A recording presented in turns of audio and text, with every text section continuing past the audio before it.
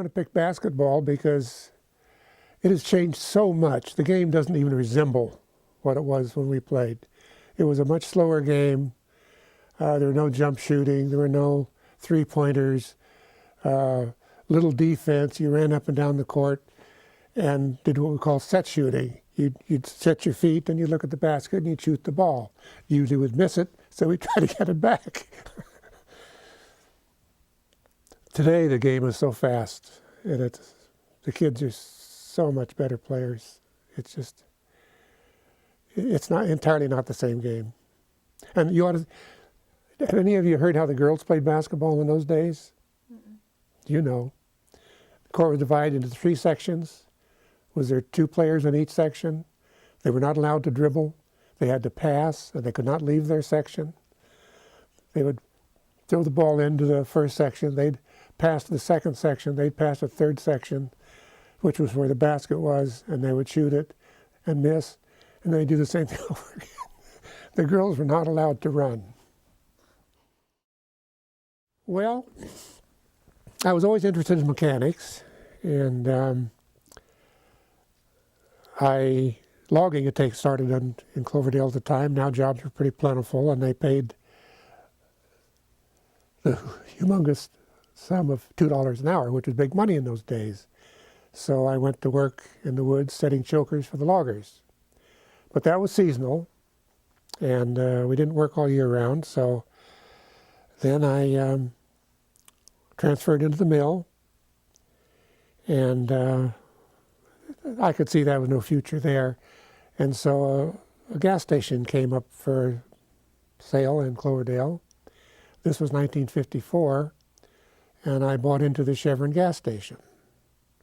And if you'll see on the sign down there, it says since 1954. Well, that was when I bought that. And I started a repair shop and sold gas, and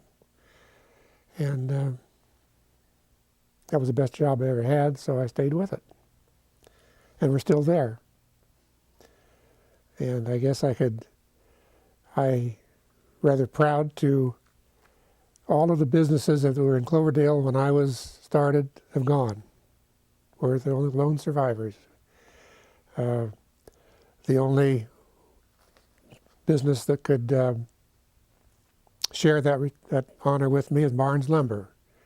At the time, they were a mill, however, not a retail store. They manufactured lumber, and they were outside the city limits. Now they're inside the city limits, and now they're a retail store. So we share that honor, I guess. You know, I always worked with cars, and we were married in 1952, and Marlis's aunt lived in Seattle, Washington, and she came down to the wedding. We were married in Cloverdale. And she was driving a new, well, it was new to her. She bought it new, 1948 Plymouth.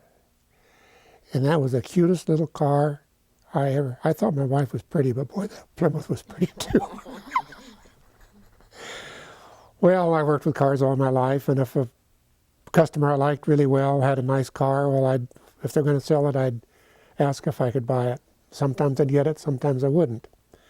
But I ended up with several cars of just really special customers that had special cars, and I didn't have any need for those cars. I just liked her, and I liked him, and I liked the car.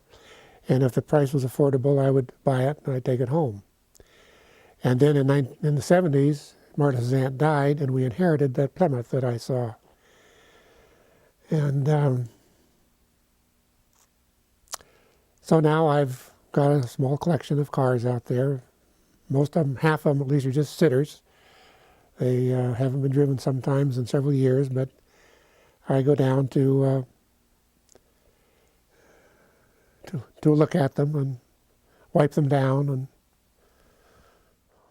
Hi, I'm Carrie McCarty. Hi, I'm Rignington Bestie. Hi, I'm Isaiah Warren.